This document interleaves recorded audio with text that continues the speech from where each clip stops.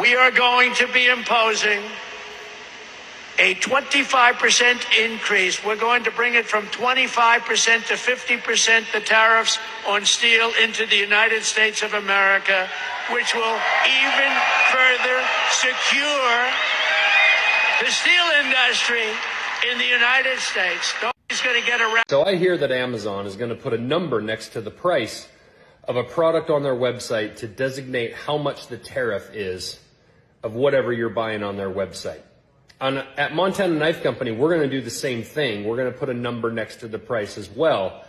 And that number is going to look a lot like the shape of this goose egg. Well, Montana Knife Company is the perfect example of how you lose an open book exam. We told you what the tariffs were going to do. We told you. And you were like, nah, I want them. Tariffs for America. This Trump supporter is finding out the hard way. Josh Smith runs Montana Knife Co. He voted for Trump, probably thinking that America First would help small manufacturers like him, but instead, he just got hit with a $77,000 tariff, just for buying a machine from Germany that he literally can't get in the US. He really thought the guy who's bankrupted multiple casinos was going to help him and his small business? Only 2 companies in the world make a blade grinding machine that he needs, and they're both in Germany. Thanks to Trump's EU tariffs, Josh has to pay an extra 15%. But wait, it gets better. He used to buy his steel from a US-based company in New York, but that company went bankrupt, and now his steel comes from Sweden. And you guessed it, Trump slapped a tariff on that one too, to the tune of 50%, starting next year. Dang, Josh, you just can't stop winning. And to be honest, I thought this whole thing was about buying American first. Why aren't you just manufacturing the machine you need, Josh? Sounds pretty easy based off how Trump puts it. If Trump loved small businesses so much, then why is he putting in so many policies that make it harder to stay afloat? Seems to me like voting for the guy who's never had a successful business in his life isn't going to care about saving or helping yours. What blows me the most about the Montana Knife CEO is the lack of understanding of where his own equipment comes from. Even though a lot of these companies promote themselves as American made, that does not mean that they're American sourced. And I say this because you're the one that's buying the equipment, you're the one that's doing all the research, and you don't know where your stuff is coming from to the T.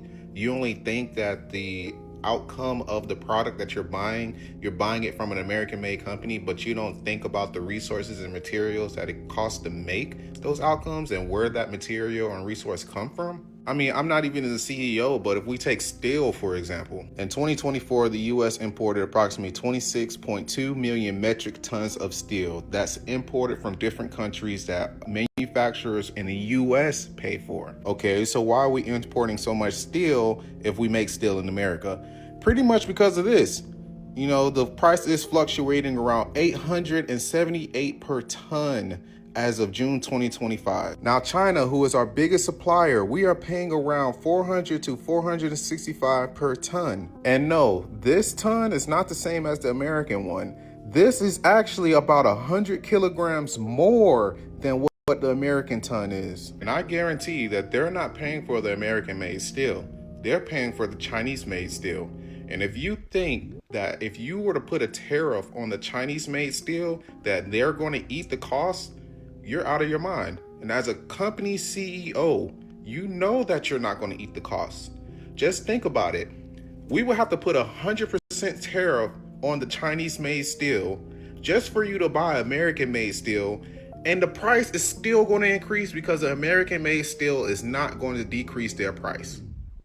Especially not decreasing it all the way down to $400. And that took me about 5 minutes of research. Seriously, no joke, about 5 minutes. And I'm not even the CEO, I don't get paid to do this, and that's what blows me the most, is if I can take 5 minutes out of my day to research something, and I'm not even the CEO, and you don't even know this, that's scary, man.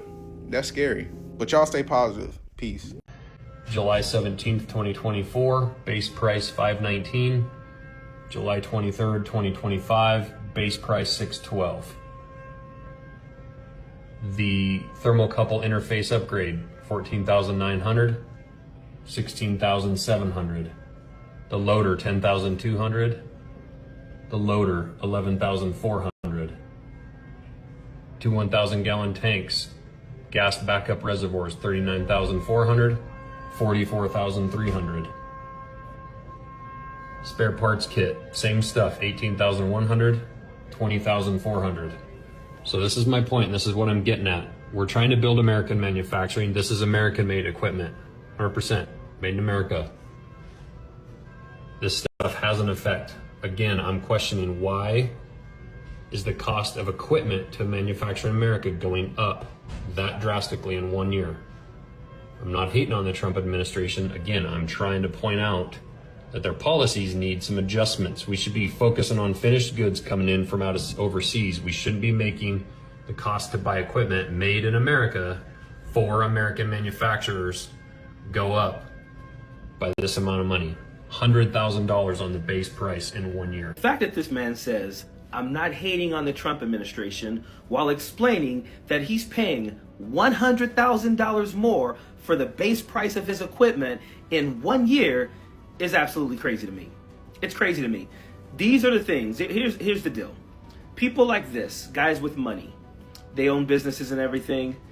They voted for Donald Trump to own the libs, and because they wanted to see him deport brown people. That's what they wanted. They enjoyed the racism part of it. And I've said this in other FAFO videos.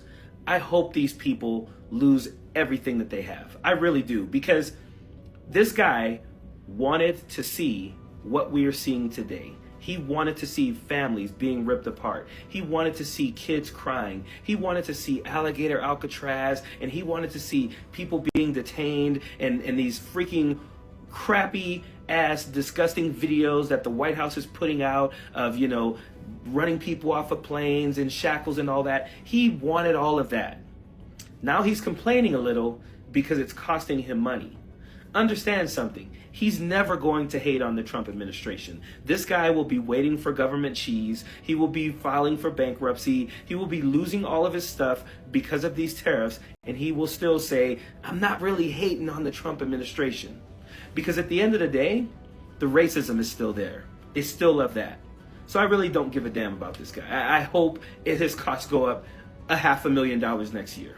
I hope it goes up so much he has to sell his business or file for bankruptcy, because that's what these people deserve. And I do not care who comes to my comments and says, oh, wishing bad on people is bad. I don't care at all. Like, it means nothing to me. Typically when you say that, I make a video about it, and I say again, I still believe what I believe. I think anyone who voted for someone who knew that they were as racist as they were, who said, I'm going to get rid of the woke and the DEI and get Mexicans out of here and all that, you're a horrible person. Josh Smith came on this app a few months ago and touted how great America First was going to be for his American-owned business, Montana Knife Company. And he said, you know, you may see other companies like Amazon putting the tariffs on their invoices, but he held up an egg and he said, this is what you're going to see on my invoice for a tariff. Zero, because we are America First and we are made in America. Now he is on the FO part of the FA. He fucked around and now he is finding out because he got a bill, an invoice for his equipment for Montana Knife Company that showed from last July 2024 to this July an increase of $100,000 in equipment for his knife company. And do you think Josh Smith, whether he puts a zero or not on his bill as a tariff, is going to eat that $100,000 for the Montana Knife Company? Highly doubt it, and it's a no. He is going to pass that along to his customers, and they are going to see an American-made product increase in price. And what do you think Josh Smith is going to do with that $100,000 increase to his business? He may put a zero on the invoice to his customers for tariff, but the price is going to go up because Josh Smith cannot eat a $100,000 increase in equipment. I guarantee they cannot eat that cost of the tariff, and they will pass along because he is finding out what so many of us have said on repeat. America made, America owned does not mean American sourced. You have to get your materials, your machines, anything like that sourced from overseas if you are going to produce the vast majority of products in this country. So you fucked around and now you're finding out, Josh Smith, owner of Montana Knife Company. I can't wait to see that big egg zero on your customer's invoice. Montana Knife Company makes handcrafted, high-end knives. These aren't your typical kitchen knives. They are marketed towards hunters, outdoor men, and patriots who value American craftsmanship. The founder, Mr. Smith, built his reputation on quality, grit, and the message of Make America Great. The brand appeals to a lifestyle rugged, independent, patriotic, and yes, politically conservative. So Mr. Smith is trending because he didn't just support Mr. Trump quietly, he tied his brand to Trump's message and identity. He made it clear that Montana Knife Company stood with that movement. But here's the catch. Trump's tariffs on steel and imports have made it harder and more expensive for Mr. Smith to run his business.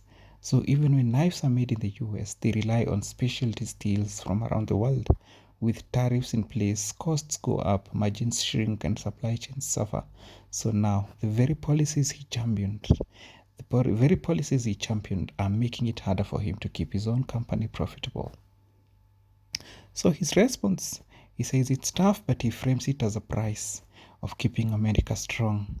Some of his supporters are doubling down, buying knives to show solidarity, but critics online are calling it hypocrisy, saying this is what happens when business owners let politics dictate strategy. And that's why the story is blowing up. It's a sharp example, pun intended, of how political choices can cut both ways. I hope you like this video. See you on the next one.